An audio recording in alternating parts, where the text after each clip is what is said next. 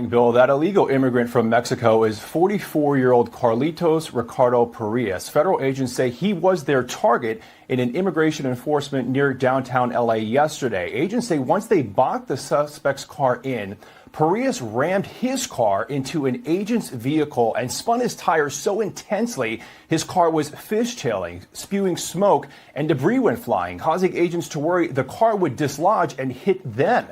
Agents say Parias refused to comply with orders, and ultimately an agent opened fire, hitting Parias in the elbow.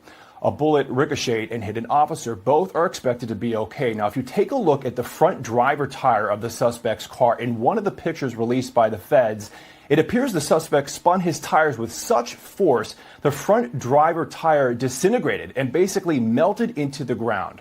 Parias was taken into custody and charged with assault on a federal officer after the incident. Activists gathered at the hospital where Parias and the officer were being treated. One activist seemed to call for people to resist ICE.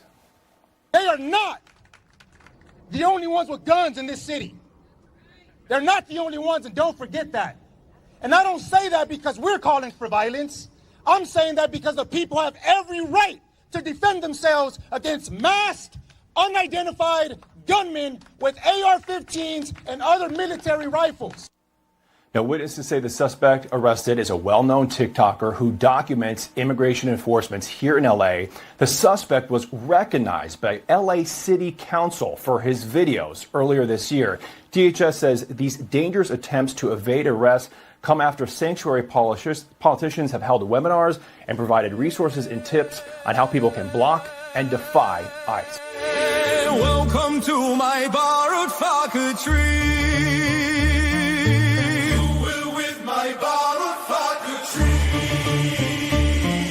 So much democracy when you employer me. You want to win your next election. I can help you win your erection. So much democracy.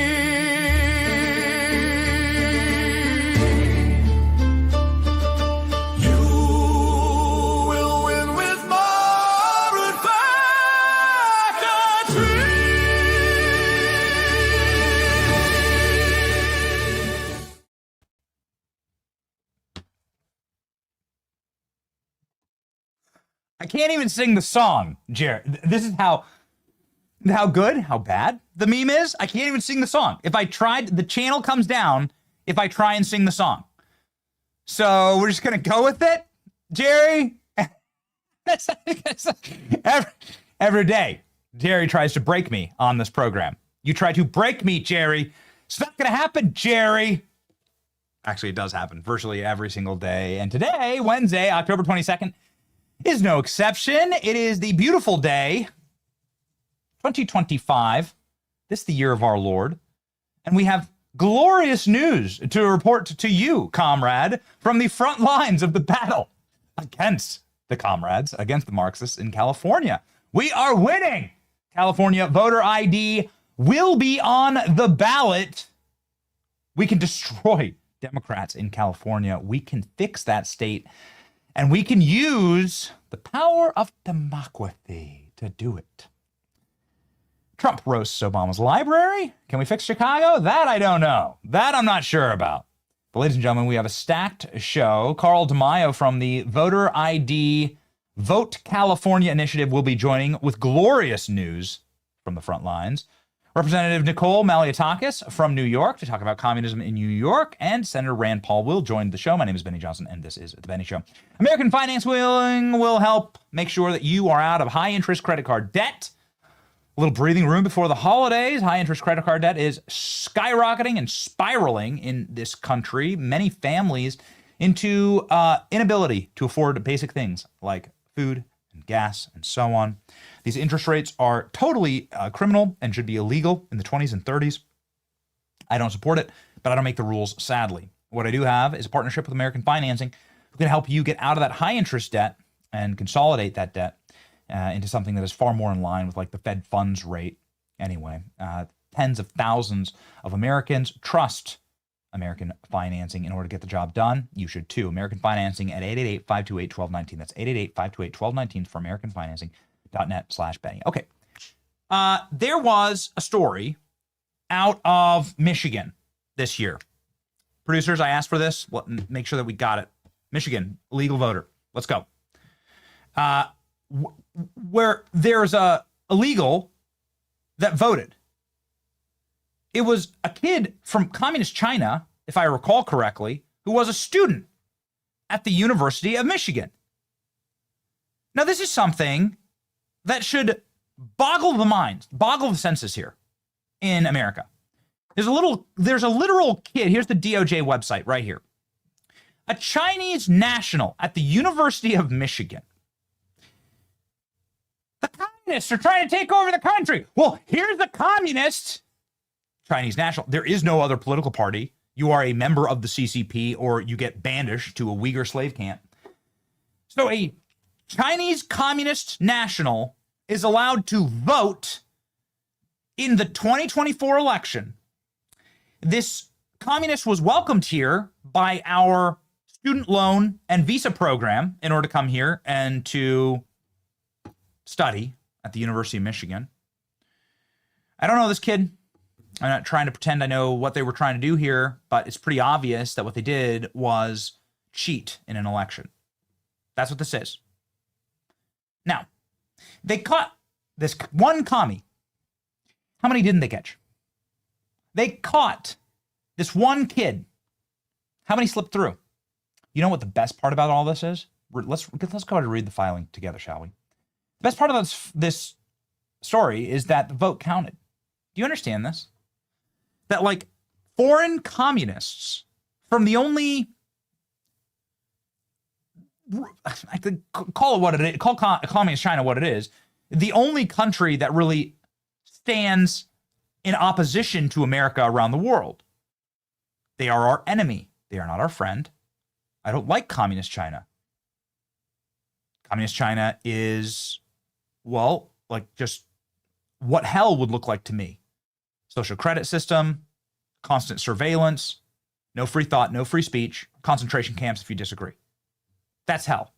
That's a slave state. Okay, that's just a slave state. That's just going back to feudalism, right? That's just rewinding the clock on human progress and go back to the Stone Age with kings. And the kings are the communists, and they're in charge. And they're dictators for life there. Communist China is evil. Everything from organ harvesting and to the COVID policies that they instituted, to the social credit system, to their persecution of the Christian church. They're evil, all right? Their people are voting in our elections. And they're voting for Kamala Harris. I assure you, this kid didn't vote for Trump. I don't know that. I'm just going to use the principles of deduction here and say that this individual named Ho Jiangao, a citizen and a national of the People's Republic of China, it's not a republic, registered to vote and voted and wasn't stopped. And their vote counted in Detroit in the 2024 election. Gao was a student attending the University of Michigan. He illegally registered to vote. I mean, they made it hard to vote. He registered to vote illegally in the days before 2024 election, using his University of Michigan student ID, and then cast a ballot in the election at a polling location, the University of Michigan Museum of Art in Ann Arbor. The complaint further alleges that Gao made false statements regarding his citizenship on his voter registration application form in his early voting application. After being charged with state offenses, the court granted Gao a $5,000 personal bond with conditions including that he does not leave the state of Michigan, surrender his passport. Gao did surrender his passport, but the day before the new administration took office in Washington, Gao jumped bond and fled the country on a flight bound for Shanghai, China. Customs and Border Protection records show that Gao passed through Detroit Metropolitan Airport security using a People's Republic of China passport in his name, but bearing a number different from the number on the passport that he surrendered to the University of Michigan police. So China sprung him from America after he voted illegally and was caught. Do you understand how severe this all is? His vote counted. I don't think it's a huge headline that illegals vote in our election, that Marxist illegals vote in our election who have clear ties to the Communist Party of China. I mean, look at this. This is espionage stuff. This is James Bond stuff. So China snuck him either a fake passport that he was able to turn over or a new passport that was able to run through the system. And he was able to sneak out right before Trump took office. Isn't that amazing? So how many Chinese communists voted in the 2024 election for Kamala Harris? That's a good question. How many of these sleeper cells were there? Notice how he's voting in a place like Detroit. He's not voting in Idaho. He's voting in a swing state, in a swing city, on a swing university, where you could presumably slide under the radar. He was able to register to vote and was able to cast a ballot. Illegally, but legally. Do you know what I mean? Like, it's like no one caught him. His ballot counted. I'm belaboring the point. But I'm trying to prove with this instance exactly how stupid our voter laws are in this country. Now let's head over to a state where Michigan borders, the state of Wisconsin. Of course, we all remember what a nightmare Wisconsin was in 2020. It was one of those states, just like Michigan, where Trump's beating Biden beautifully. Get me some of the charts and numbers from this. In 2020, Trump's beating Biden, and then bing! Suddenly there's just this magical drop box of ballots. How bad were the drop boxes in Wisconsin? Do you know that mayors of towns in Wisconsin physically were removing drop boxes because they were so fraudulent? So many fraudulent votes were being dumped into them. There's no monitoring. There's no figuring out where these ballots actually come from. They could all be coming from the Communist Party of China. I mean, that was happening just around the corner in Detroit. The Wisconsin elections were a total and complete nightmare. And the people of Wisconsin knew that. And of course, all those remarkable little, it's always the same thing. It was the same thing in Georgia, the same thing in Arizona, same thing in Wisconsin, same thing in Michigan. Here's the chart that will be burned into all of our minds. The chart that's burned into all of our brains. There you go. Would you look at this? Excuse me. Election night. Right when 90% of the ballots are counted, suddenly, bloop, and every state looks the exact same. Every state, the exact same chart. They figured out a insecurity in our election systems. They found an access point. They weaponized it. And then they broke our elections. Ladies and gentlemen, here's the good part about all this. People paid attention. We paid attention to what was happening in Wisconsin. And on the ballot, because we do still live in what some would call a democracy, a constitutional republic, on that constitutional republic, there was an amendment process that exists in every state, by the way. Every single state, every single election, there is a new proposition, right? Or statute that you vote on. This, and this. Big one in Florida was like, should we allow degenerate weed everywhere? And thank God Floridians voted that down. Said, no, we're not going to be a state of like a bunch of pothead losers, rotting their brains. It's like in California. We're not going to California, Florida. Thank God that happened. But in every single election, there's like something, and that gets put on the ballot through referendum mechanism, people submitting signatures to say, I want to be able to vote on this. Place it on the ballot. Well, here we go. Wisconsin voter ID requirement.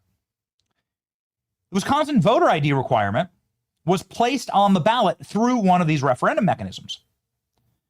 And the big battle was getting enough signatures verified from Wisconsinites in order to do this. And the best part about it, ladies and gentlemen, is once they got the signatures to verify voter ID with every single vote and have the mechanisms and systems in there that can be programmed to say, nope, that's an illegal communist from China. He's not allowed to vote. He's not an American. Neither is this person or that person. Yes, this is a resident of Wisconsin who's an American. They can vote. It should be the simplest thing. We are right on the verge of like freaking landing spaceships on Mars, having Tesla robots do all of our chores. We can't figure out our voter ID. We can't figure out if there's just citizens voting. Of course we can. What happened next? It was magical. Once the question was placed on the Wisconsin ballot, Democrats couldn't fight it. You know, there's very powerful libs in Wisconsin. Lib senators, lib governor.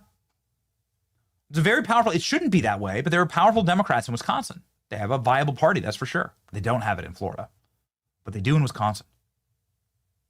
This article, thank you, Klein.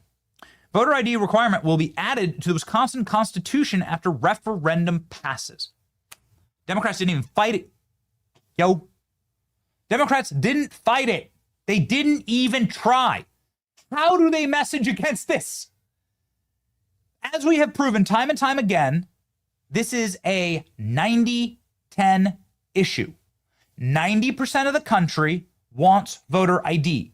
You cannot fight against it. Once it is put up to the voters, everyone says, yup. White, black, old, young. Whatever lines you want to carve America up into, everyone says yup. The only 10% of people that don't say yup to voter ID are the criminal aliens, the literal illegal aliens, and members of the Communist Party who want to rig our elections. And that actually is the makeup of the modern day Democrat Party. Here's the local news report. It passed with flying dominant colors in Wisconsin. Once it was put on the ballot, it won. Once it was put on the ballot, it was a victory because Democrats have no way to fight it. Here we go. All right, we want to take you back to Wisconsin, where the state Supreme Court race grabbed a lot of headlines, but we want to take a closer look at something else on the ballot. Voters there approving an amendment to the state constitution, which makes photo ID a requirement to vote. President Trump calls this a big win for Republicans. Correspondent Alex Capriello is live for us in Madison, Wisconsin, with more on this. Alex. Yeah, hey there, Nicole. So much attention, like you rightly pointed out, went towards this Supreme Court race. And despite losing that handily, Republicans here in Wisconsin are still touting yesterday as a major win, particularly because they're focusing so much of their attention now on this new voter ID law. That includes Elon Musk. He's the man who threw more than $20 million behind that Republican-backed candidate, Brad Schimmel, for Supreme Court. Musk writing on X that this was the most important thing. And it's the most important thing. What is the law now in Wisconsin? Registered voters must present an acceptable form of photo identification, official, federal, and state identification at their polling places. Acceptable forms of ID include a Wisconsin driver's license, Wisconsin state ID, U.S. passport, U.S. uniformed services card, like you're in the military, or a veteran's card. You can also present your naturalization certificate if you've just become an American citizen. Can't fake those things. You run them through a system. Have you ever presented your ID at a voting location? You run them through the system, and the system spits it out. If you are especially if you have the new IDs with the chips in them, that's a whole separate conversation. The point is that you're not able to fake this stuff. You're gonna not be able to rig these elections. This is a win. And this is what's happening in California, ladies and gentlemen. Oh, it is a thing of beauty. We got this amazing video that was shared in the year 2020 by President Trump of how elections are run in California. Do you know that it's illegal in California to ask someone for an ID? Do you know this? That if you work in a polling location, you'll be put in jail if you ask someone for the identification when they're voting. Do you know that in California, voter drop boxes look like this, with mysterious masked men looking like they're in a bank heist, pulling out by hand just stacks of ballots, just flopping them into duffel bags. Super secure. You are looking at ballots. This is what our country has come to. It's President Trump. You know, just mystery men in urban wear, flopping ballots all over the sidewalk. Just a classic, very safe operation. California legislature has banned voter ID, has voted in order to ensure that by fiat, you cannot ask for ID in California. And what has this wrought in California? Well, ladies and gentlemen, there are massive cases of voter fraud in California. Put up the heritage chart, please. Thank you. Let's go ahead and check the database here for election fraud in California. We have criminal conviction, judicial finding, criminal conviction. These are all frauds. There have been overturning of elections, actually, based on voter fraud, where the Department of Justice finds that the person who won the election did so with illegal votes. This has happened all over California. Former Orange County City Council member charged with election fraud. My goodness. California woman charged with voter fraud for registering her dog and voting in 2 elections. Got it. You ever seen that one? Scroll through them, Klein, please. This is just a 10-second Google search on how much voter fraud is there in California. Compton City Council election overturned in the wake of vote rigging scandal. So the dude who won the election was kicked out of office by a judge because he was using illegal criminal votes to get in office. Amazing. Keep going. Sonoma County man, 77, sentenced for voter fraud experiment. Okay. The entire state of California is an experiment. Let's continue. You got some more? Just hit me with the headlines here. Special election for LA County voter receives ballot for person who died 31 years ago. Got it. How hard would that be? Exactly. To rig an election when you're getting stacks of ballots for people that died last century. This is how California runs their election. 8,000 fraudulent voter registration applications filed by a pair of Hawthorne election officials. Oh, only 8,000? That couldn't possibly rig an election. That's the difference between every congressional race in California could have been won or swung by 8,000 votes. Every one of them. That's how abysmal California is. How many do you have anything else? Okay, that's what we had. And we just crew. We didn't even do. This is just like before 5 minutes before we went live. I was like, hey Alex, find me every single article you can on election. So it took us 5 minutes. In no way is this the complete cases of election fraud that happened in California, even for the last couple of months, years, last 2 or 3 cycles. Canadian man charged with voter fraud after illegally voting in 2016 election. Okay, state of Washington. Either way. How many voters were purged from California's voter rolls recently? I think that's the one thing we're missing here. Weren't there 2 million illegal voters that were purged from California election voter rolls? What I'm saying here is it's a mess. What we've proven in Michigan is, yes, illegals vote and can vote. And if they have the right connections to the communists, then they can just skip town after they vote. It's like they knew that was happening. What we proved in Wisconsin is that voter ID can win when it's placed on the ballot correctly. Democrats have no ability to fight it. And in California, how many California voters were purged from their despicable voter rolls? 2 million? Here's what I know. There's 5.8 million Republicans in California. Is that wild? There's more registered Republicans, excuse me, in California than any other state. Yet California, I mean, Lord Trump tells me that California was the #1 place for them to ship merch for the campaign. We should not abandon these states. There's no such thing as a permanent blue state. There's no such thing as a permanent red state. It's constant vigilance. And that's what we're seeing now.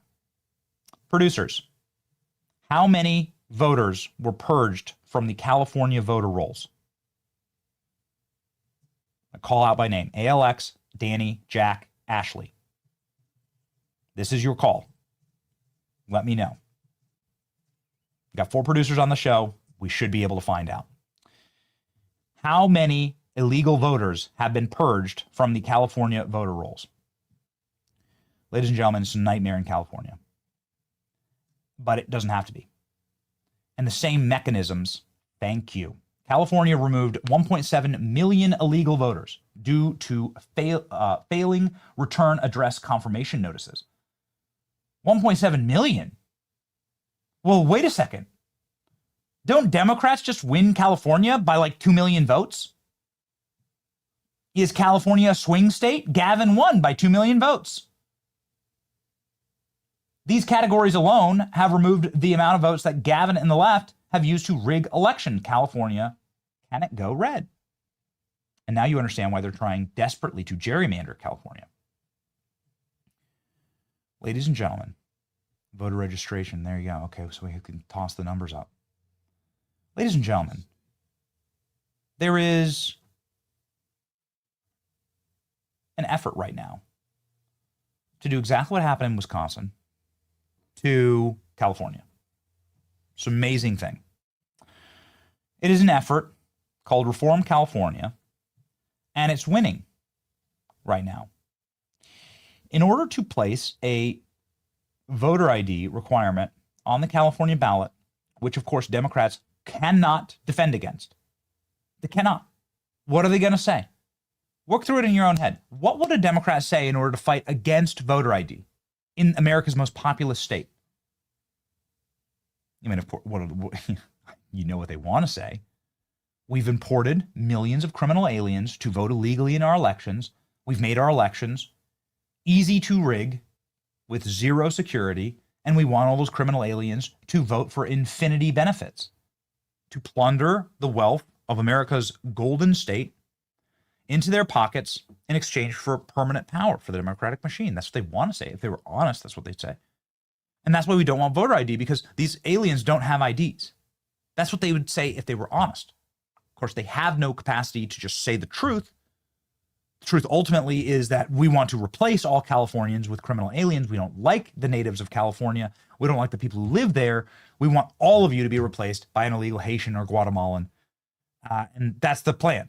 That's the plan. We prefer that. We prefer to rule over the ashes, right? That's them being honest.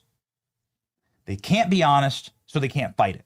And this is what they're fighting right now. California Voter ID Initiative hits 250,000 signatures in just 2 weeks. Yo. How many votes, how many signatures do you need from Californians? Well, you need 874,641. So this is well on its way. It's about halfway, about a third of the way. Let me get my math right. A third of the way done. Don't let me do your taxes. Right? In a record-breaking haul, the backers of the California Voter ID Initiative have collected more than 250,000 signatures of the 800 and so thousand that they need in order to force the issue onto the 2026 statewide ballots. Yes, as required by law, today's initiative proponents will file a formal certification with California Secretary of State to announce the initial tally. Ladies and gentlemen, California State Assembly member Carl DeMaio is leading this effort and is winning. It's an absolutely wonderful thing. We are very, very excited to welcome Carl to the program live right now. Let's go.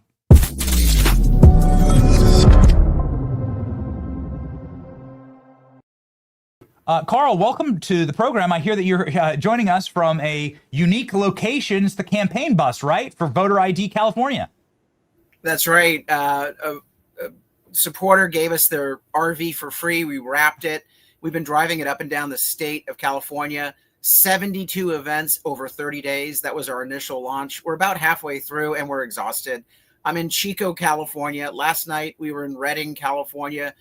You don't get 250 people to show up in Redding, California, but that's exactly what we did. We even went to the Bay Area the night before. On Monday night, we were in San Jose, 500 people packed in to a community center in San Jose. And so we are going up and down the state, collecting signatures, training volunteers. We have over 14,000 trained volunteers that are already deployed in just the first 3 weeks of this fight. And in the first 2 weeks, they collected over 250,000 signatures, which is a record-breaking haul for a citizens initiative in the state of California. So this thing has great support.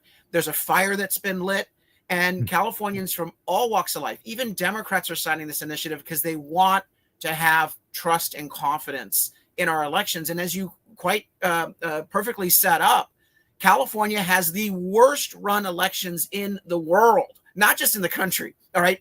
Third world dictators look at California's elections and they're envious. They're like, hey, we don't have to shoot our opponents. We just have to adopt the California election model and we'll win every time. 3.1 million people were just purged. And that was because there was a threat of a lawsuit.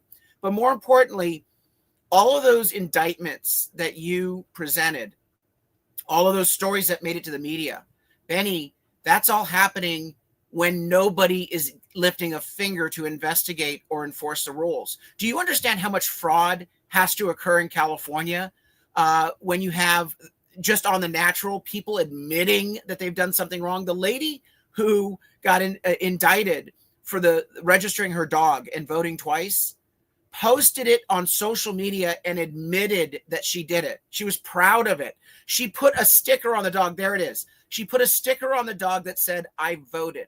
And she posted it 18 months ago to social media. And people had to complain to the district attorney multiple times to get the DA to even take charges.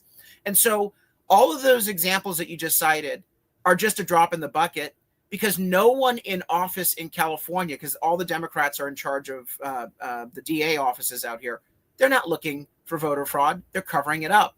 And so our California Voter ID initiative, a state constitutional initiative, requires, number one, citizenship verification for anyone registering to vote. It also requires a biennial audit. Every other year, every county's registrar will have their voter rolls audited. And if they're not doing their job, they will be subject to remediation and judicial enforcement. And then finally, we do require voter ID. And so I'm most excited about the fact that we get to clean up our voter rolls. Yes, I want voter ID. That's important. But it has to start with an accurate voter roll, because if you have a bunch of illegal immigrants getting California driver's licenses, and you know that that's the case, what good does voter ID do if you don't first clean up your darn voter rolls that are completely infested with ineligible individuals receiving ballots? We know full well in Florida, Carl, that illegals get driver's license because they come here and kill Floridians. They come here and they're driving big semi-trucks.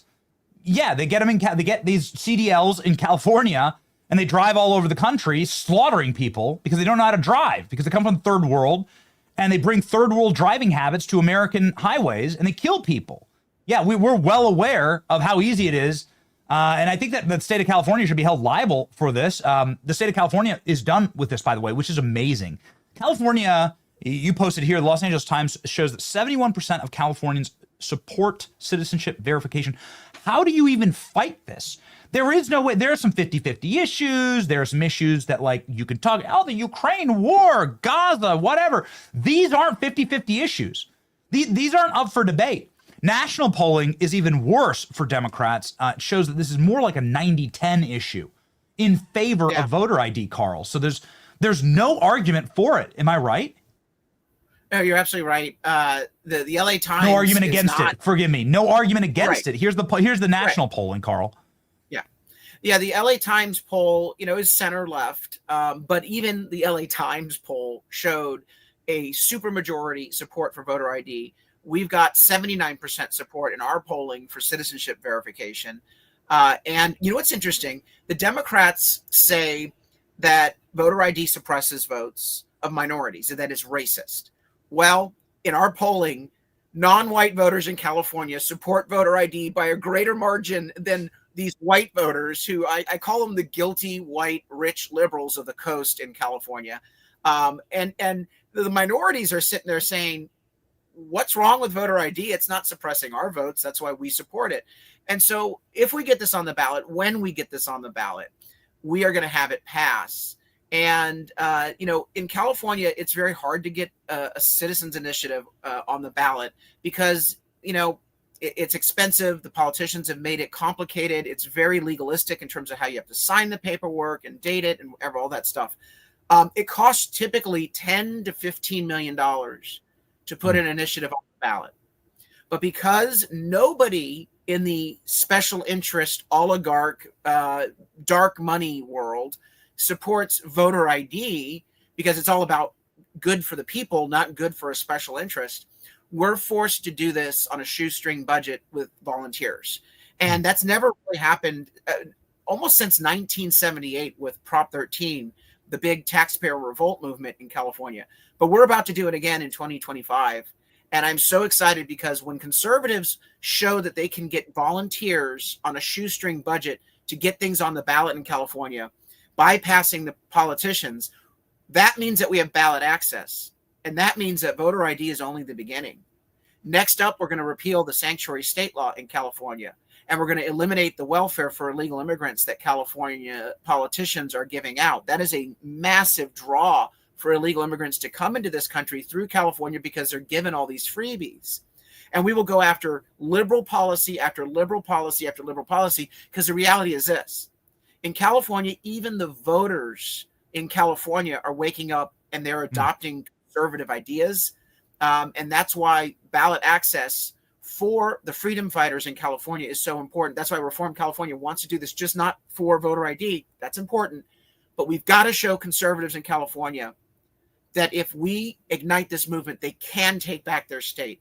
And for you all watching nationally, I encourage you to watch what's going on in California for two reasons. First, if you wonder how messed up your state can get, just look at California, because the liberals in your state want to do to your state what they've already done to California. So it should serve as a warning to you why you should be active in your state. Because as Benny just said, red states can go blue if you become apathetic. But the second thing is help us be the disruptors behind enemy lines.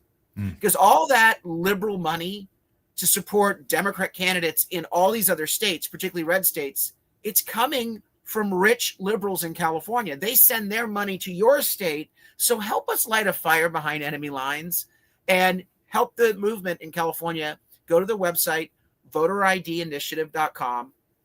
If you live in another state, chip in a contribution. If you know anyone in California, share that website and urge them to download, print, sign, and mail in. There it is. Download, print, sign, and mail in the petition to us. Because we need to get this done, and it's just absolutely pivotal, not just for California, but America, that we get voter ID on the ballot. You bring up such a great point. I have a final question for you, Carl, but you bring up such an incredible point, which is that what's happened, especially over the last couple of years in America, is that we've just gotten nothing that we've asked for. There's not a single person, gay, straight, black, white, rich, poor, old, young, that wants a bunch of criminal aliens to get access to the treasury of California, the taxpayer treasury of California. No one. It just doesn't matter who you are. Nobody voted for that. Nobody wants that. Nobody wants, and we can prove this out through data, nobody wants criminal aliens to vote. Democrats don't want it. Democrat politicians do want it. But the standard run-of-the-mill, walk down the street Democrat voter is like, no, actually, that sounds really bad. Like, I'm against that. But it's shoved by fiat down the throats of the most populous state in America, in California, that houses the most registered Republicans of any state. And these kind of policies, no one wants. That's not democracy, Carl. That's not even a representative republic. That's just ordering. Like, democracy is when the majority gets, over time, they get what they want, right? They eventually get the policies and the society they want. Nobody's asking for this in California, so it's totally wrong. I love that you're fighting it. I love that you're doing this behind enemy lines. My final question for you is, can you vision cast for us? You have a pretty optimistic audience, and we like seeing the future.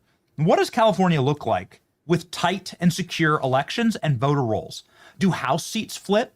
Is there a potential for like Republicans to start campaigning there on a national level? What does it look like with sort of the policies that you're saying you're going to project into the future? What does the California future look like, Carl?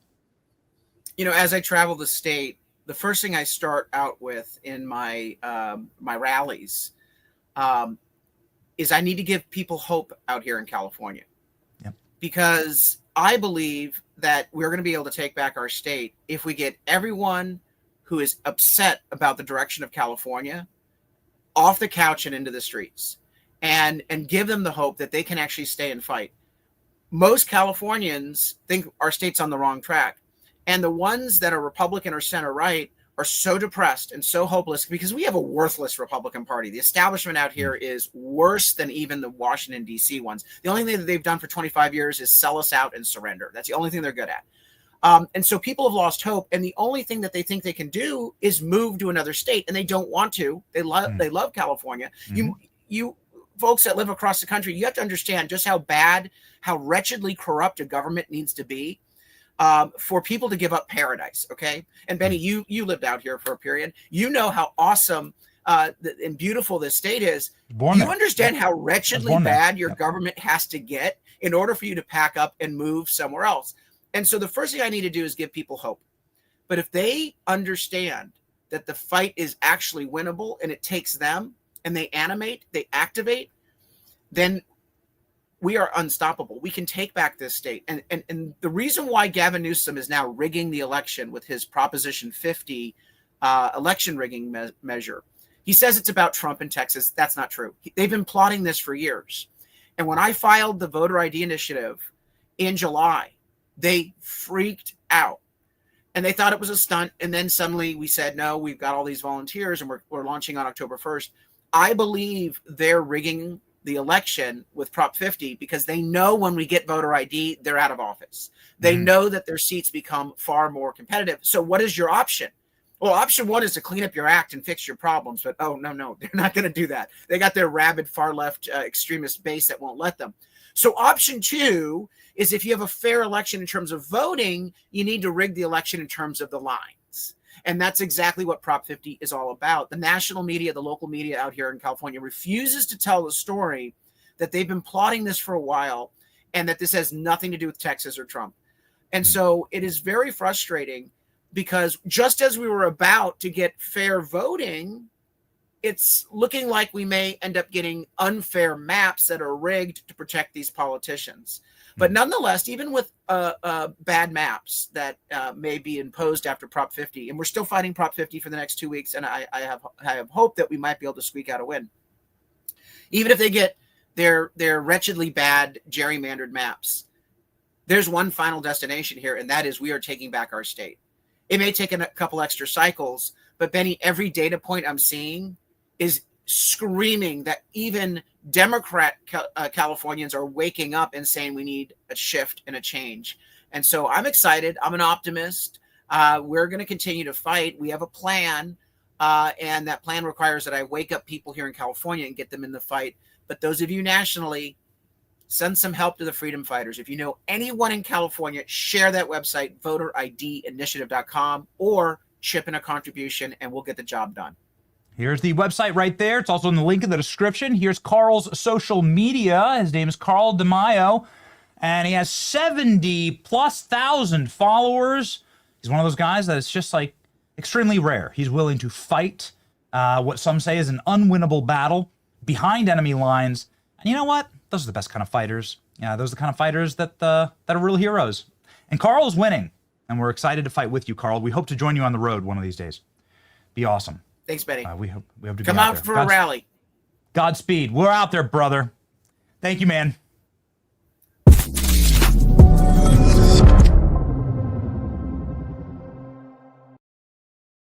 Ladies and gentlemen, Carl DeMaio is sitting there in the golden state of California. Why do we say the golden state? Because gold has value advantage. Gold can help you get some of that value advantage. Gold is the gold reseller experts in precious metals that I trust on this program. The Fed, we're going to have also a couple members of Congress here joining us. Rand Paul's going to be one of them. I wonder what he thinks about the Fed. The Fed is not good, man. And with the more that they print money, the more they start the money printer, the more actual physical assets are going to skyrocket. And it's going to be boomtown. Let's just call it what it is, man. Gold has done great. Right now, you can legally move your IRA or 401k or TSP into physical gold and silver.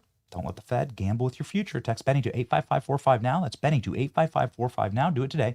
Get your free copy of the 2025 Gold and Silver Report before the Fed's next move potentially sends metals even higher. Now, ladies and gentlemen, we have some wonderful people joining us from the road. Our next member of Congress who is on the program is Nicole Maliotakis. She's great. She's from the state of New York. I don't know if she'll be joining us from a Patriot Mobile device, but Patriot Mobile is obviously our partner when it comes to locking in from the road. We were fighting, not really fighting. I was getting my ass kicked by a UFC fighter yesterday. We've posted a couple of times from there. That was a cool experience, Klein. That was like fun. That was fun to go to Fight Club. But the best part was the interview. It was amazing. Ladies and gentlemen, Patriot Mobile keeping us locked in from the road, the only Christian conservative wireless provider. Make sure that we are locked and loaded. You hear me talk about them a lot, but that's because they're like the backbone of the whole show. Mobile hotspots, unlimited data plan, international roaming, and internet backup. Switching is easy. Take a stand today. Go to patriotmobile.com/Benny, call 972-PATRIOT, and use the promo code Benny for a free month of service. That's patriotmobile.com/Benny, call 972-PATRIOT, and make the switch today. Okay, ladies and gentlemen, welcome to the program. Nicole Maliotakis from the great state of New York. We'll talk about some communisms in New York. Let's go.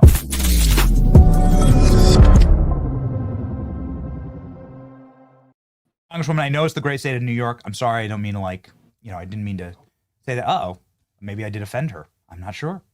Did I offend you? My apologies. I apologize. I'm just going to talk about Kami Mandani and AOC.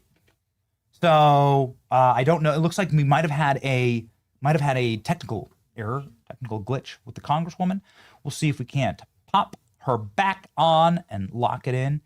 We're in the green room there. Okay, let's see. Let's just go ahead and see if the Congresswoman. Uh-oh. All right, to the green room. Thank you. To the green room. Let's rock and roll, and hopefully I know our best in class production team can help her get set. We had a sideways shot there. Or, ladies and gentlemen, guys, just tell me if it's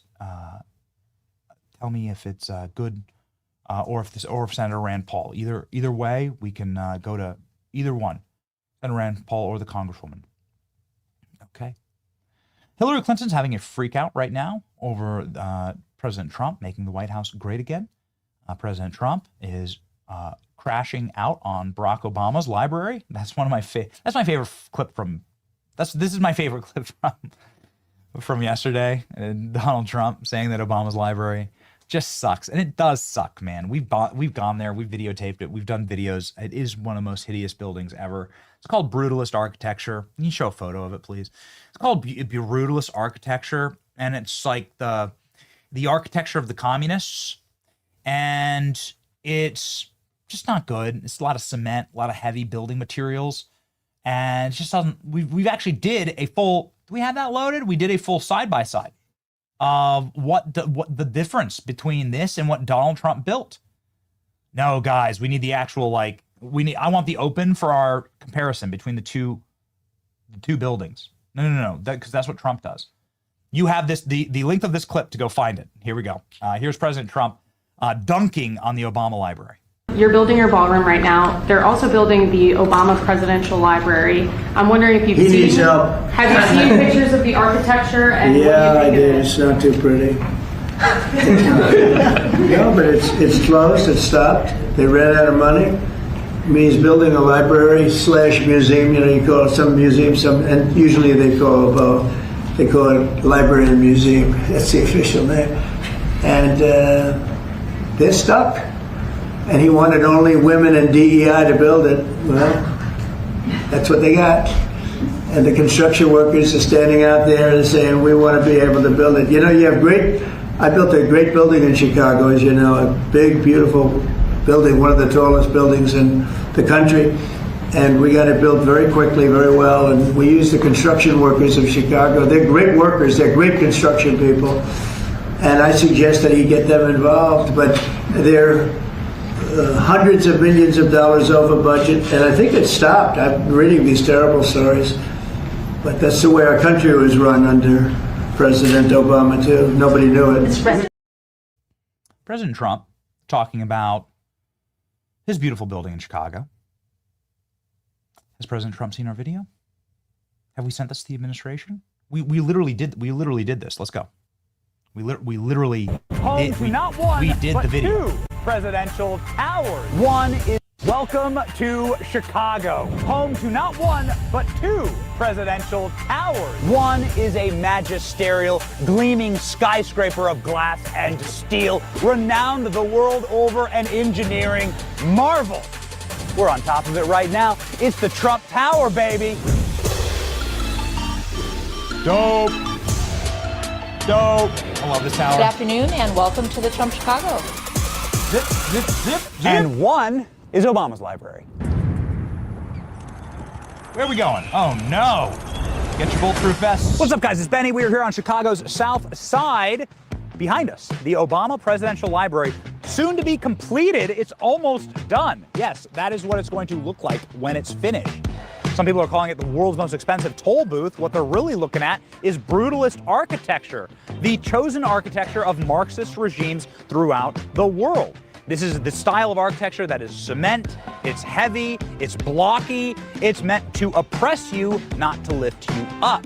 Now, why would Barack Obama choose this style of architecture for his library and his legacy? I'll let you decide. But what we're going to do today is ask the people who live around the library what they think of it and what they think it looks like. Will you be visiting? Let's freaking go. Join us today on a tour. So we did it. ALX, this is my, we put the show together kind of live. We like a constant conversation with the team. Make sure that we send that to the White House. President Trump literally just, I don't know if Trump's shared that video yet, but we should send that. Send it to Scavino. Let's send it today and say, yo, we saw that Trump compared his tower in Chicago to Obama's tower in Chicago. Maybe he'd like this.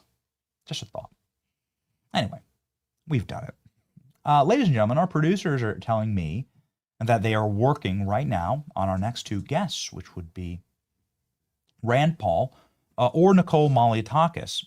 But either one is our excellent members of Congress.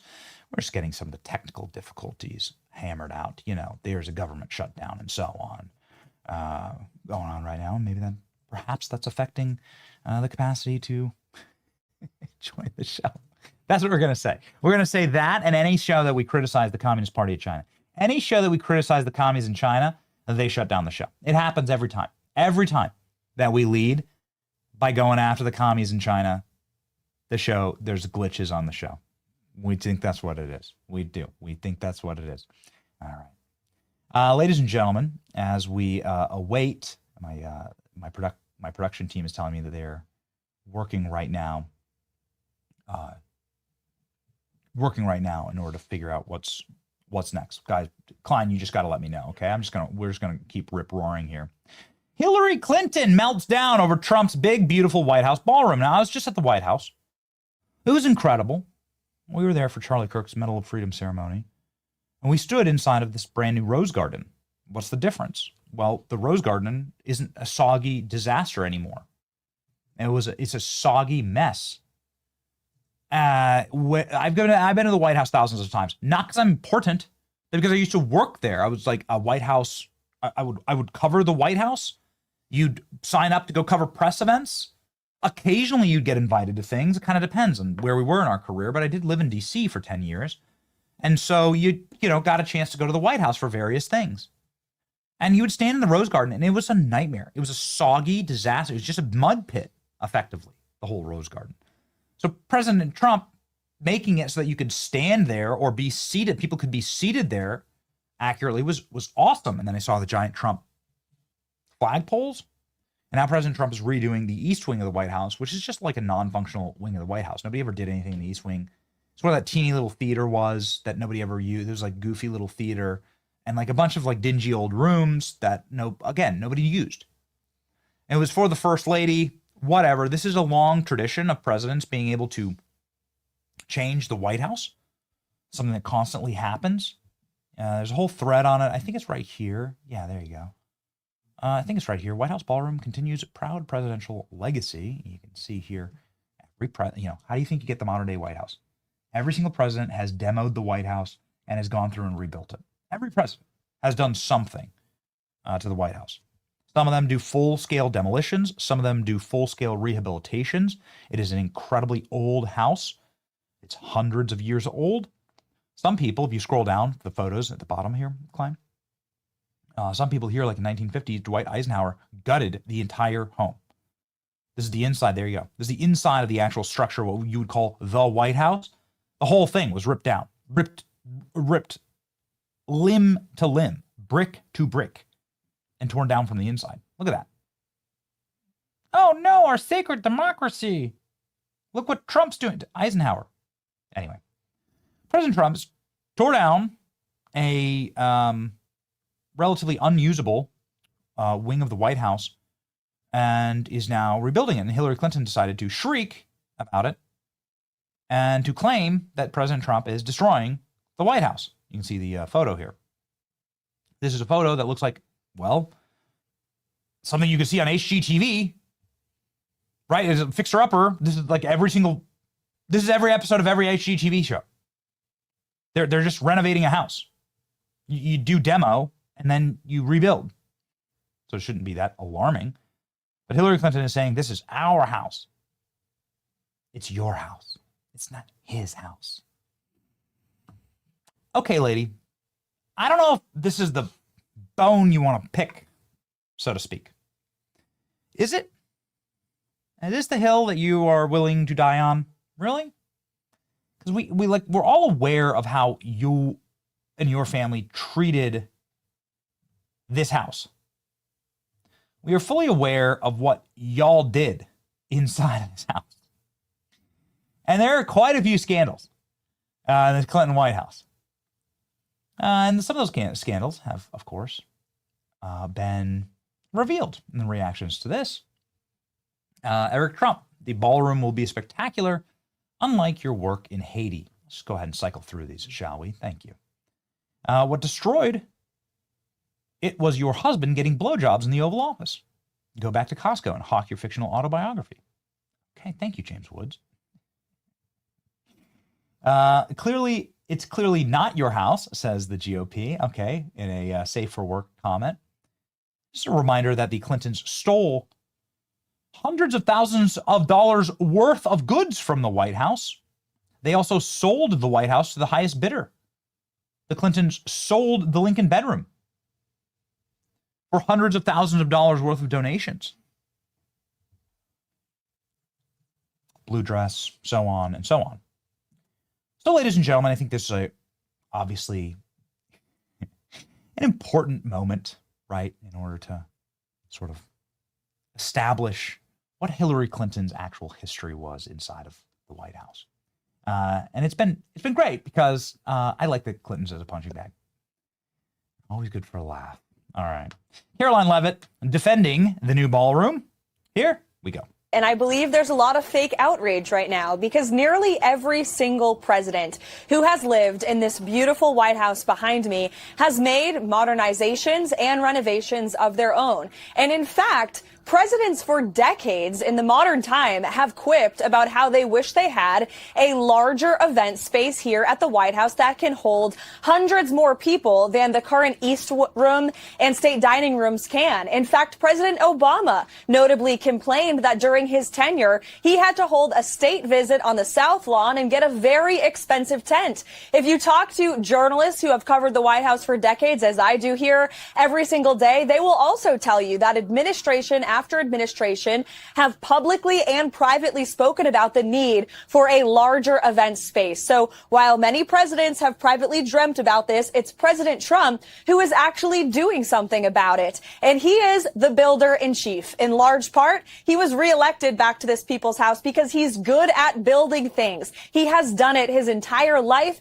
his entire career. And construction is a process at the end. The East Wing, which is an entirely separate structure from the executive mansion you see behind me, will be more modern and beautiful than ever. And then on top of that, the White House is going to have a big, beautiful ballroom for generations of Americans to come. And the best part of it all, it's not a dime of the taxpayers' money. The president has worked hard to privately fund this entire project from start to finish. Yeah, It's kind of remarkable, actually. I think that our next guest will like that. Somebody who's clearly a fiscal hawk, somebody who doesn't like our national debt and views it as potentially the greatest threat to America and our future and our children's future, is Senator Rand Paul, who joins the show live right now.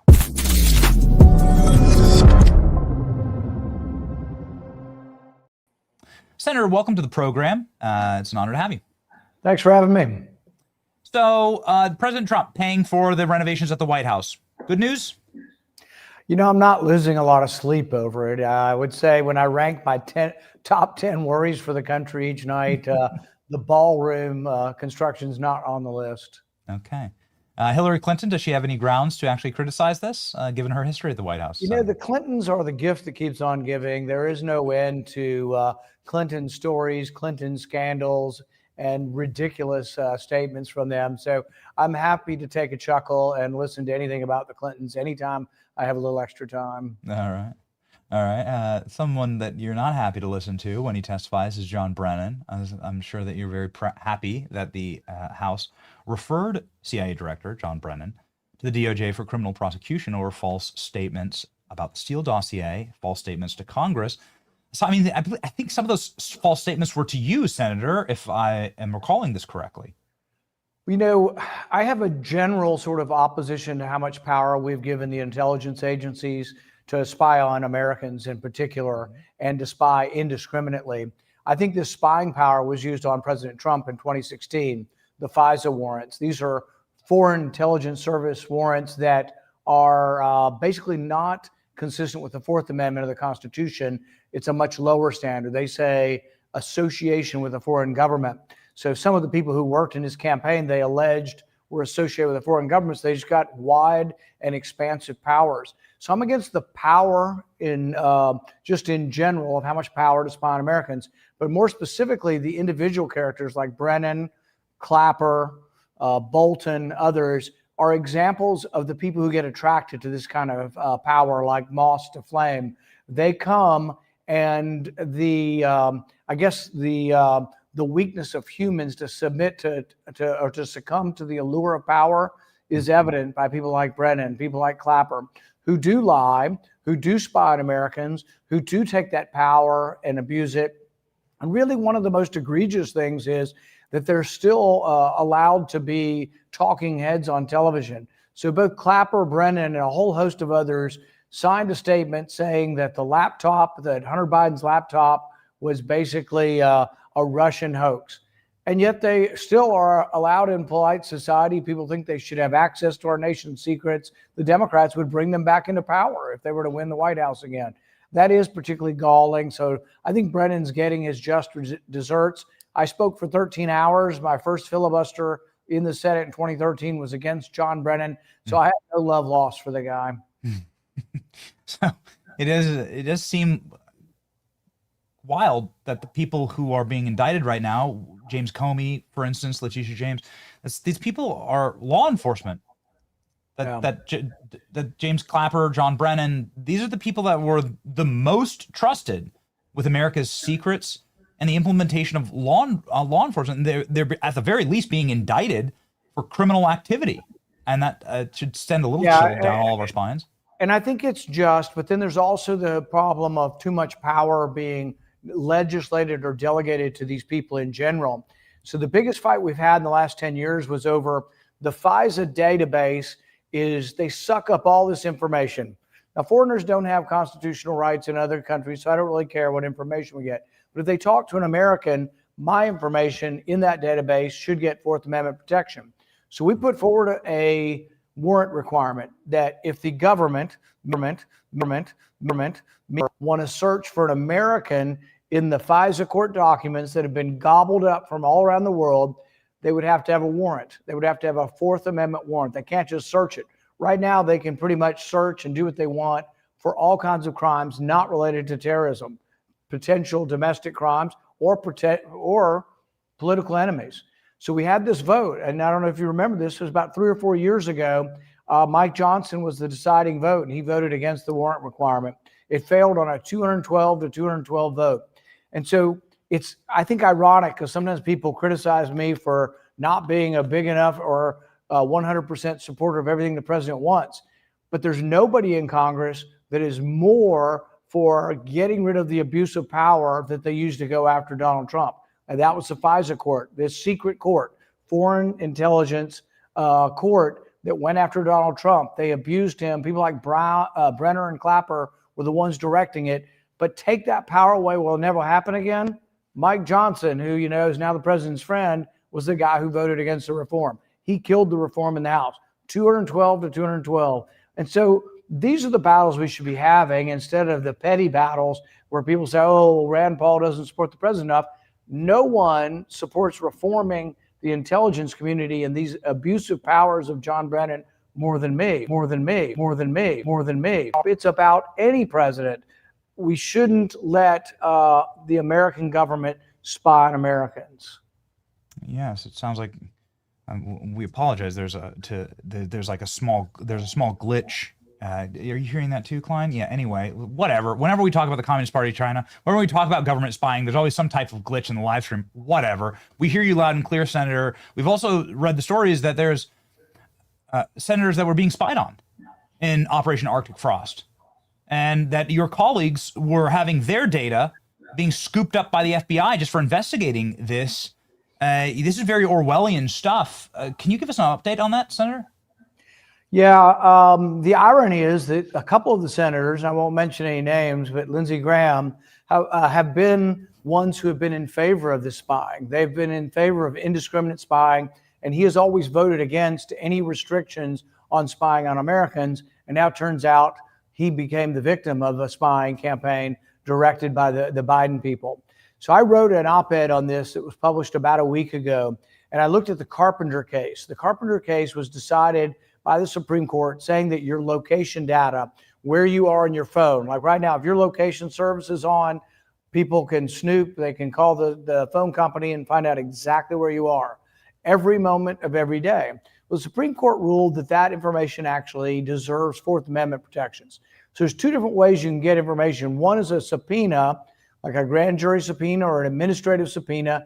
It requires just relevance to an investigation. They can get anything they want.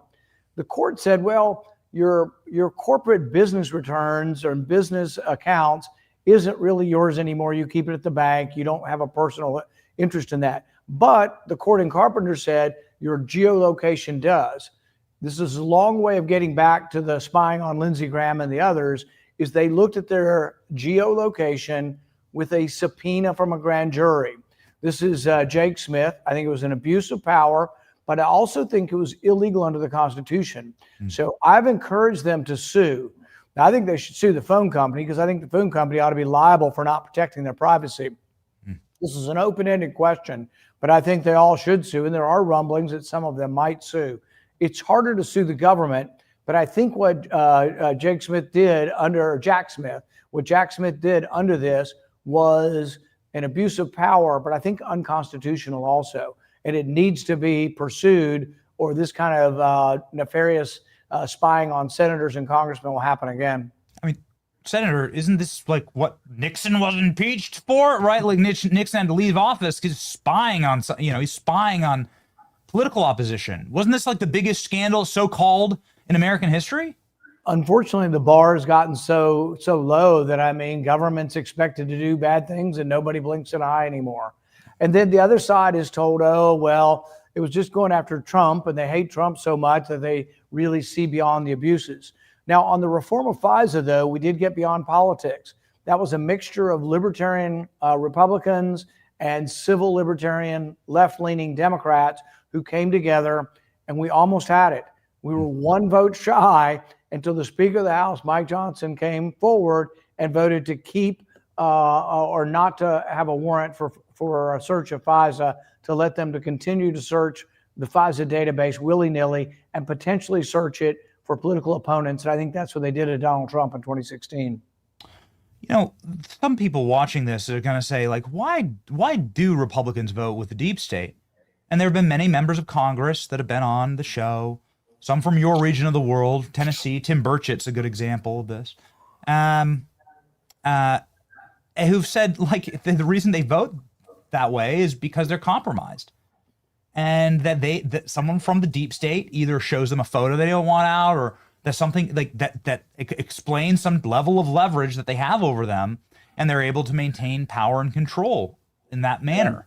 And do you agree with that? Do you see any of that, Senator? Yeah, I don't think it's so much. Could that be happening? Maybe, but I think most of it is philosophic. So, for example, I know Lindsey well and actually like him personally, but don't agree with a lot of the policies. He would simply argue that we got to be fast, we got to go after terrorism, and we got to be able to, maybe some Americans are going to get caught up in this thing, but we got to have expansive power to protect the country and that we need it for national defense. I don't know if his opinion will change now that he's been scooped up in the intelligence world. But I've always said you can have both. For example, if you want to spy on everybody in Libya, I don't care, frankly. That's foreign relations, foreign affairs. It may not be good for relations with that country if they know you're spying on every phone call, but there is no constitutional protection for Libyans in Libya. There is for Americans in America, and we should be very, very cautious not to let the government snoop on all of our personal phone calls, our metadata, our geolocation. But as far as foreigners, you can. So I think you can spy on people outside the country or attacks coming from within. I think if you have people in the country who have gotten here and you think they're plotting against country, it's not that hard to actually get warrants. Most time judges do grant warrants, but you have to present some evidence. And I think you could still do that. But what happens now is the FISA database is so huge, they say, well, I think Mr. Jones is a drug dealer. I don't have any proof, but why don't I search the FISA database, find out where he is all the time, then start investigating him. Then at backdoor, I get information that he's a drug dealer or he's committing tax fraud.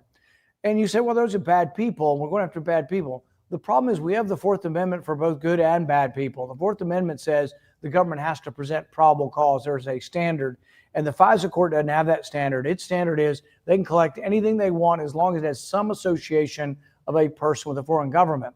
But it could be, I talked to a reporter in Washington who also is stationed in the Middle East some of the time, who talks to an informant from Hamas.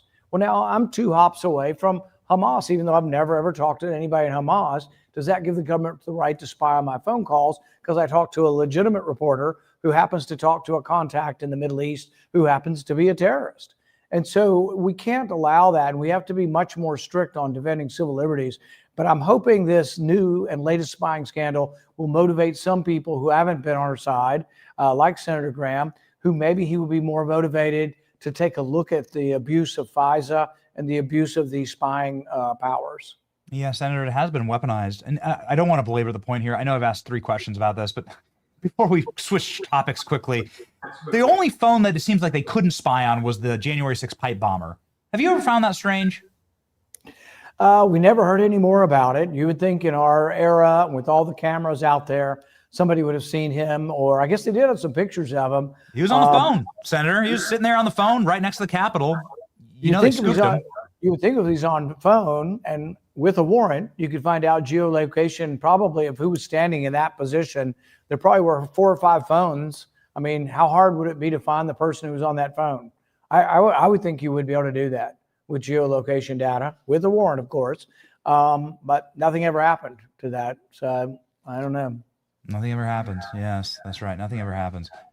Something happened with you and Dr. Fauci. Is a remarkable clip that we've played like probably hundreds of times on this program. You're the only senator in history to have gotten Dr. Fauci to shake. I've seen this guy on TV 100,000 times. I've seen him tell bald-faced lies to the American public. I've seen him ask for double and triple masking. I've seen him say some of the most,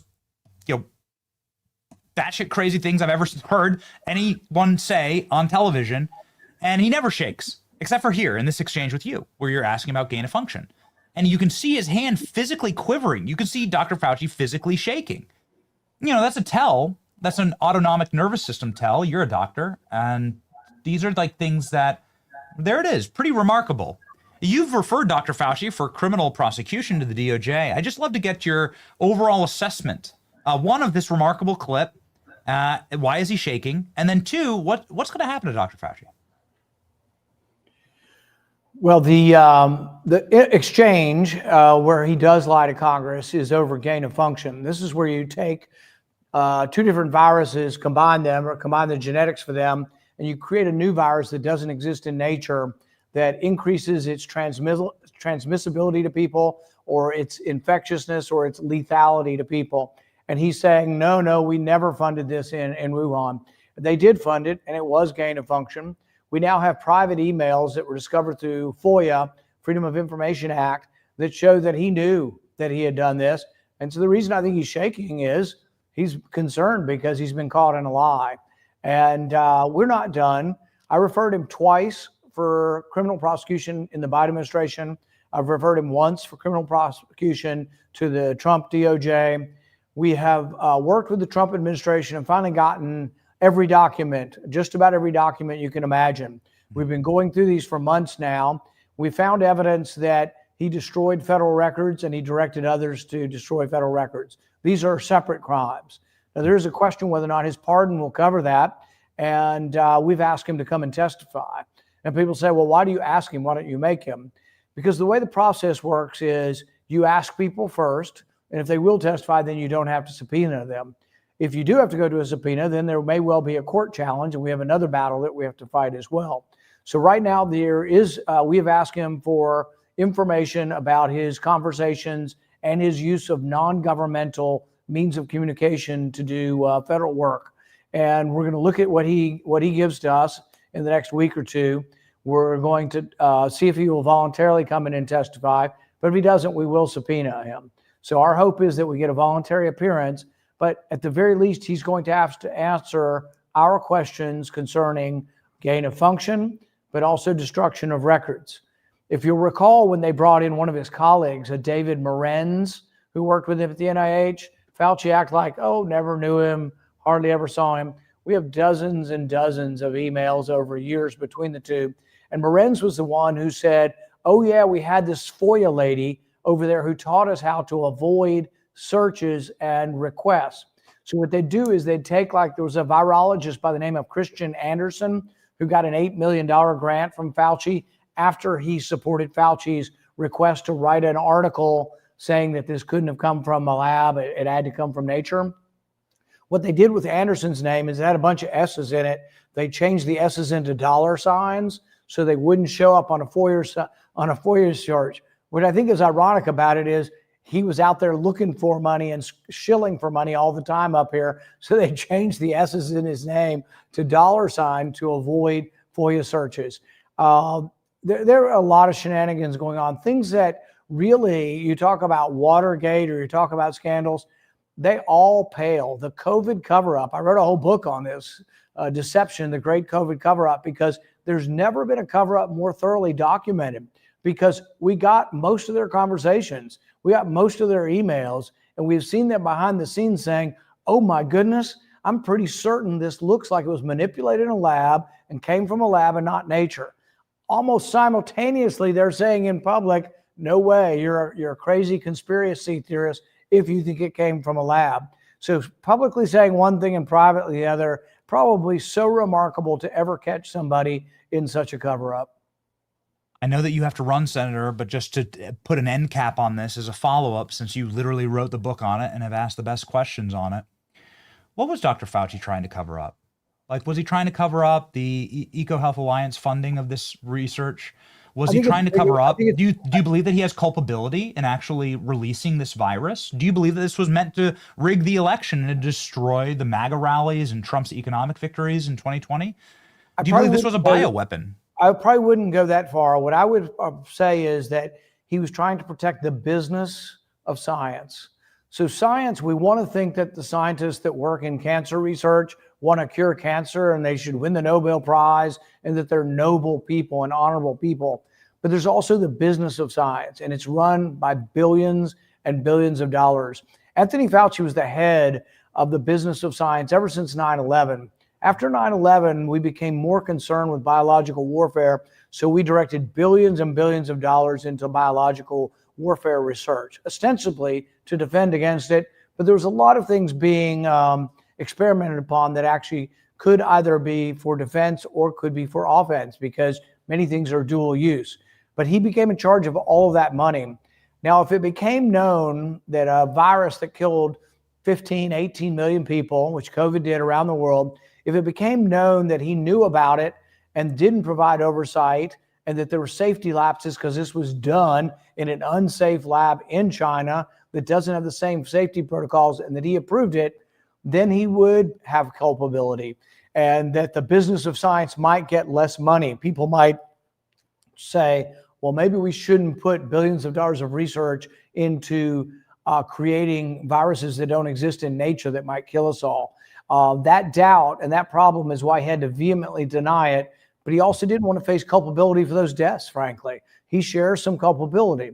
Now, I don't go so far as to say, oh, we tried to do it on purpose. He tried to kill people. No, I think it was an accident. I think the leak from the lab was not purposeful, but was accidental.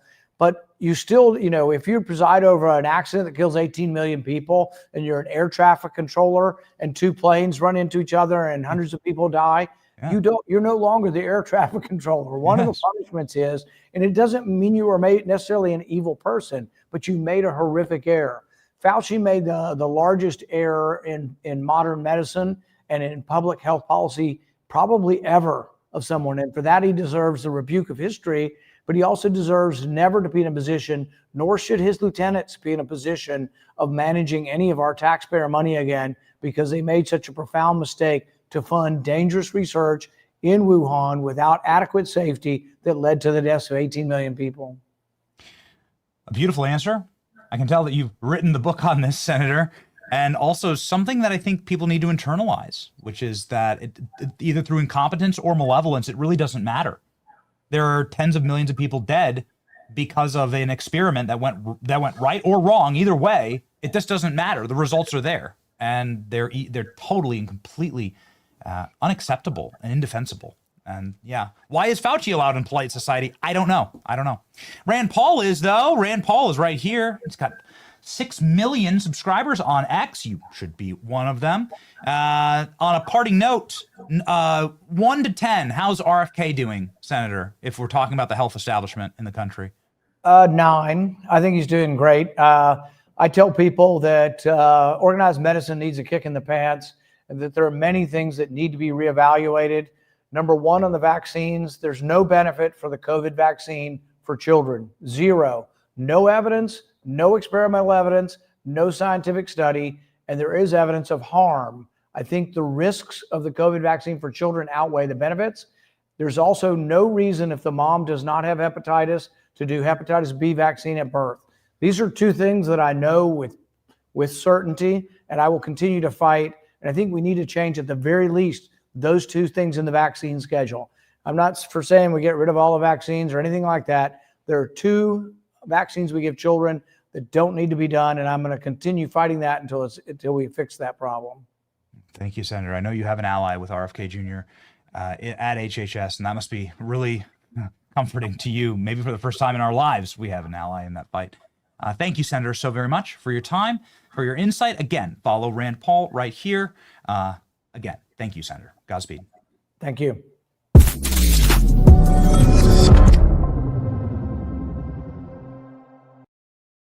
All right, ladies and gentlemen, thank you for sticking with us. There was like this funny feedback loop, was there not? Like where there was like a little ding, ding, ding. The show's live, I'm promising. The show's live. we've had some back and forth today, but it is what it is. When you have a show that requires your full attention, make sure that you are full of caffeine. Blackout coffee is my caffeine. Every single day, I drink my blackout coffee in my blackout coffee mug, literally right here, is totally empty. I have drank a pot of coffee. I have a problem. I really do. I have a caffeine problem. It's totally empty. Damn good coffee. It's just made for Americans. Made for Americans that want to work hard, want to get up, start their days right, and they don't want to dump a bunch of energy drink chemicals into your bloodstream. Go all natural with the beautiful small batch roast made right here in the US of A by patriots in Florida who are doing just the Lord's work and keeping our show going. Giving me the energy to rock and roll today. If you believe in hard work and American values, it's Blackout Coffee all the way. Blackoutcoffee.com/Benny. Use the code Benny for 20% off your first order. Support the American dream. Drink Blackout. It's blackoutcoffee.com/Benny. Stop settling and drink real coffee. All right, ladies and gentlemen, I want to talk more about this John Brennan referral to the DOJ by Jim Jordan. I believe that we have Congresswoman Nicole Malliotakis on the program, and she's been very patient. We've worked through a small technical error, as tends to happen when you're live, and she joins us live now.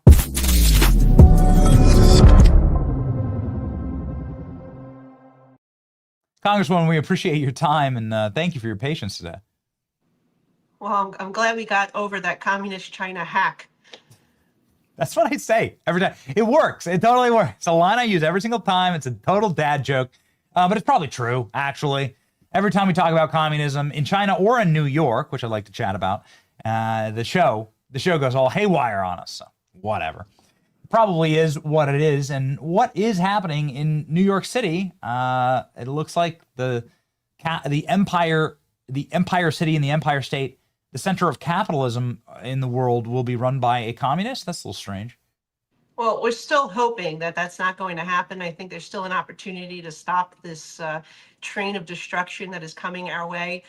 Look, I think the more people learn about Kami Mandani, the more that they're willing to go out there and not only reject him, but educate others about what's going on. And in the last few weeks, people are really learning some dangerous things. Look, not only is he somebody who pals around with socialists and communists, but he's hanging out with these radical extremist imams, going so far to hang out with a guy and smiling and taking selfies with somebody who actually not only defended, but raised money to defend the convicted plotters of the 1993 World Trade Center bombing that killed 6 people here in New York City.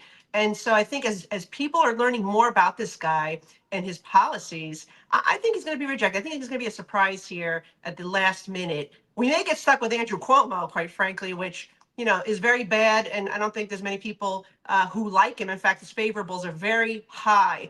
But if it becomes down to between him and Kami Mandani, I think we'd rather get stuck with at least the devil that you know versus the devil you don't know. I tell you what, man, there it is. Mandani poses with terrorist sympathizers and people who helped fund terrorism in New York. It's like all the never forget, all the people that posted never forget, like they forgot. It's wild. It's very sad. An interesting poll out saying that Mandani's support is actually from foreign-born New Yorkers, and that that native-born New Yorkers all support Cuomo. A kind of a shocking reality for New York, which is sort of like become a globalist city. It's not really New York anymore, actually. Obviously you put this up. This is a great, like, these are the people that are supporting this movement. They're like straight up saying they're socialists. They're straight up saying, like, we're socialists and we're communists. You sort of circled the funding here. It's kind of a wild thing to see. They're being out front with it.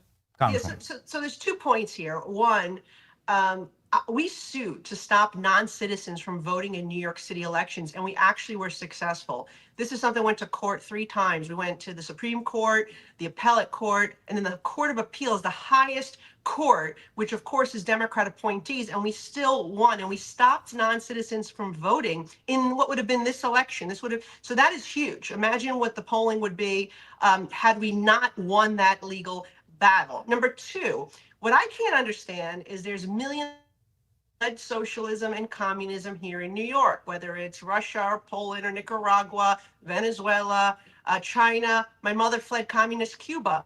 Why would these people entertain voting for Zohran Mamdani, who wants to bring those very policies they fled to New York City and to the country? Remember, he wants to seize the means of production.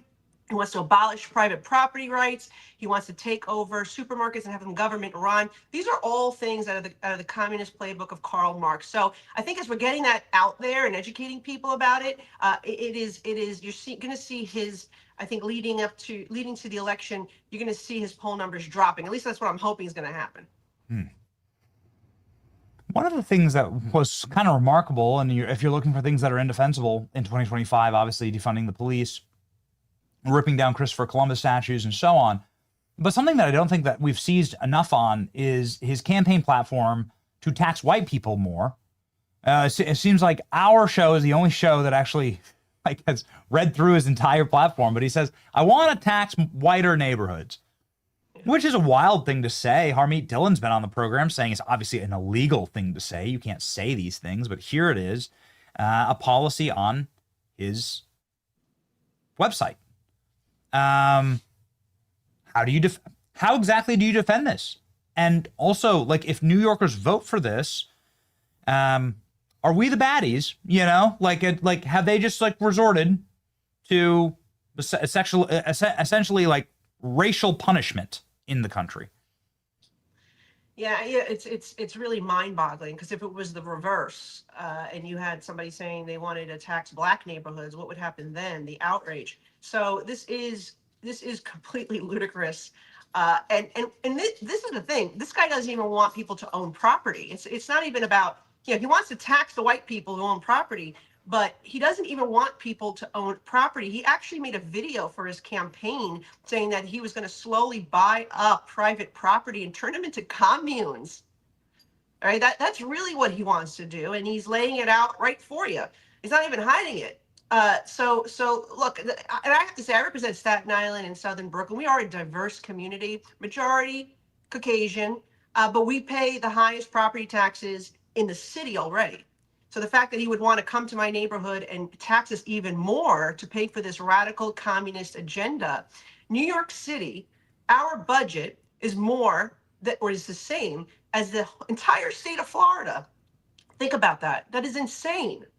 So just this city alone, where we have half the population of the state of Florida, where you have the same budget to run this city, and they're running it into the ground. You don't even have the basic things that you expect. They won't hire cops. We're down 7,000 cops from where we were on September 11, 2001.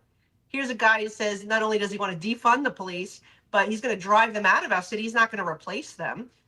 He doesn't think there's jails. Jails have a purpose in our society. He wants to legalize prostitution. He wants to abolish ICE. These are really crazy, radical policies. So I think I'm hoping that New Yorkers will see this and they'll wake up before Election Day. So then what message does this send? Let's say that he does become the mayor of New York. You're already seeing you brought up Florida a couple times there. You know, I broadcast from Florida. I moved from the very left-wing East Coast. I lived in Washington, D.C., and I moved down to Florida, and it's been the greatest move in my life. I think you're seeing, like, there's a lot of other places where people can move. Are you going to see that out of New York? According to the census data, New York's already going to lose perhaps a couple of congressional seats. Is this going to expedite that? Well, that's exactly what's going to happen. I mean, the reason why Lee Zeldin lost the governor's election a couple of years ago was because those people fled to Florida. You saw the loss of Lee Zeldin. What he lost by was equivalent to what Ron DeSantis gained. It was incredible, the comparison. And I think that's exactly what's going to happen here. We're hoping Jack Ciattarelli at least makes it in New Jersey. Sadly, you'll see a lot of people going there. But we'll lose our tax base, not just from middle class, from the wealthy class, the business class. We're going to lose businesses to other states, and that'll make it even harder. I mean, this is the thing. Like, socialism doesn't work, and I don't know what it takes to get that through to the majority of New Yorkers. We're going to have to learn the hard way, because sadly, that's what you see happening in other countries. That's what happened in Venezuela. They had to learn the hard way. Yeah. You hate to see it. Here's the forecast of the map. Boy, I wonder which states are being run well, which states do people want to move to, and which states are people fleeing. And this is just the forecast of the apportionment from the AP, but it's abysmal for blue states, especially for highly populated blue states like New York and California. Yeah, it turns out people don't like high crime and high taxes and wasteful spending and ridiculous government. Well, we hope that you run for mayor or governor or just Congress, period. Obviously, New York was the coalition that won the House for Republicans. And so we're thankful for Republicans that stay in blue states and fight. It's actually been the trend of the show here with the voter ID in California and then going across country to New York. These are great American cities. I don't want them abandoned, right? I don't want them to be destroyed. I don't want Chicago to be destroyed or San Francisco to be destroyed. You don't get another San Francisco. You can't make another New York. And so it's very sad it's very sad what happens. These cities are treasures for all of us to enjoy. And it's it's terrible when they decay like this. We really hope actually that New York gets saved. We do. And so do I. I mean, I love this city. I was born here, grew up here. It is the city that my parents came to as immigrants because it was really where opportunity was. And we're going to see that American dream destroyed if we have somebody as radical as Mondani get elected, because he will just drive out the job creators. He'll drive out the cops and make us less safe. And this is a guy, again, who thinks that the idea of job creation is legalizing prostitution. I mean, how demeaning is that to women? So where are all the women in this election? Where are they? They think this is appropriate? I mean, come on, give me a break. It's crazy. We're just going to legalize every vice to get more tax revenue because they're going to drive out legitimate businesses and middle-class families. I mean, they know exactly what they're doing. It's wild. It's incredible. You can see it. They know exactly what they're doing, Congresswoman. And everyone follow the Congresswoman, by the way. Here's our account on X. She's got nearly 100,000 followers here, and she's just one of the great fighters. And she's posing there with New York's finest. In her cover photo, got the great infrastructure and bridges and buildings of New York behind her. It's a great city. It doesn't deserve to be destroyed. But when they let criminals roam free, they know exactly what they're doing. The city's making a choice. They're making a choice against the family. They're making a choice against family structure. I don't care how left wing you are. When you see a bum and some guy with a needle in his arm, like meandering towards you, you take your kids out of that park. You take your kids out of that area. This is exactly what happened to my family. You're going to move. They're going to get the good people are going to flee, and they're going to be left to rule over the ashes. And I actually think, Congresswoman, that's what they want. It's a pure power play. It's despicable. It's very destructive. It's completely evil. That's what the socialists and communists want for sure. They want to destroy our country, and how better to do it than to destroy the economic engine for the country? Like you said, the center of capitalism. We can't let it happen, guys. I just get out there and talk to these New Yorkers and educate people about what Mondani stands for, because he will drive out the police, he will defund the police, he will bring socialism to our supermarkets. By the way, taking over supermarkets means just you want somebody telling you how many loaves of bread your family can have or how many rationed rice and beans your family can have. I mean, that is exactly what it is, and it leads to empty store shelves. I mean, just go to Cuba, Venezuela, and see exactly what that means. When government runs anything, it becomes a disaster. We did. It was crazy. One of the biggest black pills or white pills of my life, because then it helped me understand who we were fighting, is I went to Cuba and I filmed how the stores, of course, had lines around the blocks, and they would have rations for people getting in there, for Cubans getting in. But all the shelves were just one brand. There was no choice. It was just there was just one brand of bean, one brand of rice. And I posted that because I thought it was crazy. It looked like a scene out of a North Korea movie. And libs completely ratioed me, saying this is what we want. And this is in 2022. And they ratioed me. They're like, this is my dream. My dream is to have only one brand of everything. And the government control that brand. And they were being authentic, Congresswoman. They loved it. They loved it. So hey, I'm sure the Trump administration could put you on one of those flights back to Venezuela if that's what people want. They can go as they can take a ride there and live there. Amazing. Right? Well, simple as that. It's true. I mean, it's true. You got to look at the world with open eyes, and no candy paint. Go look at the world with open eyes. See that there are communists here. Some of them are voting in our elections. Some of them want to run our biggest cities, most powerful cities, and so constant vigilance. Please, everyone, follow the great Congresswoman here from New York, who's fighting the good fight behind enemy lines. Thank you, Congresswoman. Thank you, Benny.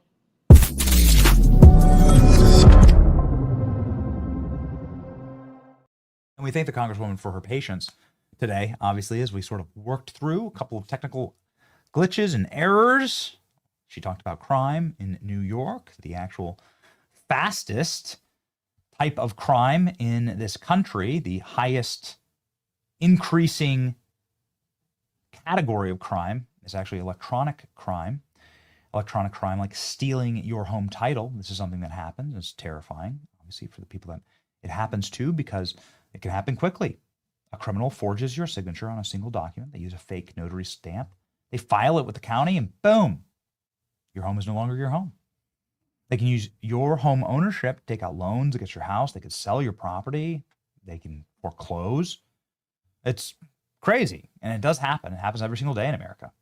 Home title lock prevents this from happening to you. Do not become a victim today. Use the promo code Benny at HometitleLock.com, and you'll get a free title history. You'll also get a free 14-day trial of their $1 million triple lock protection, 24/7 monitoring of your title records, urgent alerts to any changes. And if fraud occurs, $1 million to fix it. Ladies and gentlemen, HometitleLock.com, promo code Benny, protect your home. All right, ladies and gentlemen, very exciting times. There's a lot of news out there, but we've already had like a rip-roaring show. And so our verse of the day, let's hop to it. Proverbs 28, good old proverb. Let's go. Evil men do not understand justice, but those who seek the Lord understand it fully. Justice, man. Justice.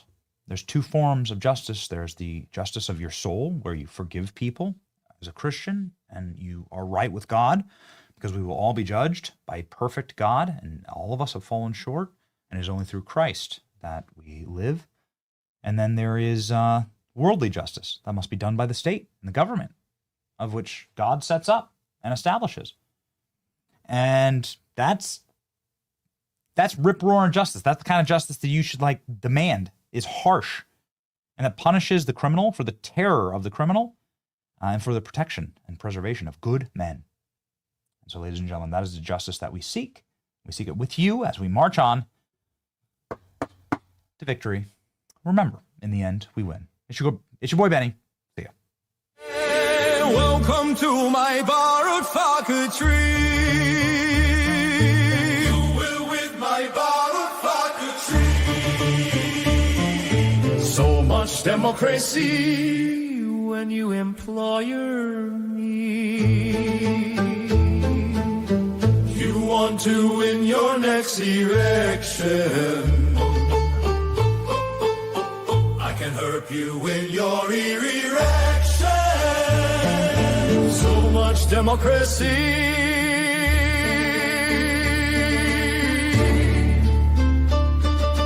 You will win with borrowed faculty.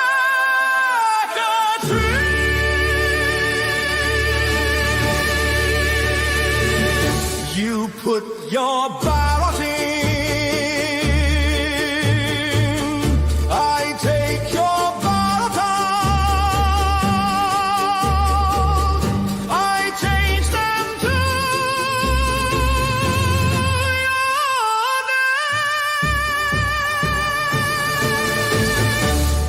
What democracy all about.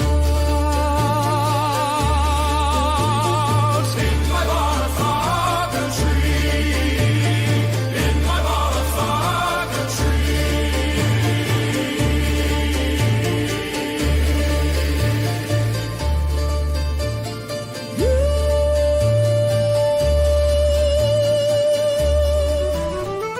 The biggest ships in the sea, all owned by the oldest kings, and their dying legacy, media deal weeds. Soon will the Benny Show come to mind, the salt from lives for fun. Leave the gold and bring the gun, we sail for number one.